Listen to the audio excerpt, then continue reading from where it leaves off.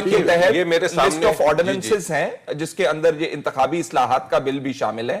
وہ انہوں نے جی فیصل صاحب اس میں جو انہوں نے تمام ایک ریپیلنگ کلوز ہوتی ہے، جب بھی کوئی قانون نیا آتا ہے وہ پرانے قوانین کو ریپیل کرتے ہیں. اب جو پرانے قوانین تھے جس میں روپا تھا، ڈی لیمیٹیشن ایکٹ تھے اور کوئی ویریس 7 یا 8 قوانین تھے، وہ جو ریپیلنگ کلوز تھی 241 وہ شوکت صدیقی صاحب نے اپنے آرڈر میں کہا کہ سسپینڈ ہو جائے گا، اور وہ جو پرانے قوانین ہیں جس میں وہ ہے الیکشن امینڈمنٹ کا جو 2002 والا ہے جس کے تحت الیکشنز ہوتے ہیں وہ بھی واپس بحال ہو گیا. اب یہاں پہ ایک لیکن ٹو دی ایکسٹینٹ آف ختم نبوت نہیں ایسے نہیں ہے. نہیں وہ انہوں نے لکھا اپنے آرڈر کے اندر ختم نبوت کی ایکسٹینٹ تک بات کی انہوں نے. اب آپ دیکھیے نا ایسے لاز نہ وہ سسپینڈ ہو سکتے ہیں، انہوں نے یہ سیکشن کو 241 کو پورا سسپینڈ کر دیا. 241 کیا ہے؟ ریپیلنگ کلوز ہے. تو اب یہاں پہ بڑا ابہام پیدا ہو جائے گا، بالکل ابہام پیدا ہوا ہے بہت سیریس قسم کا کہ قانون میں پرانے قوانین بھی ہیں. یہ الیکشن ایکٹ 2017 اگر اس کو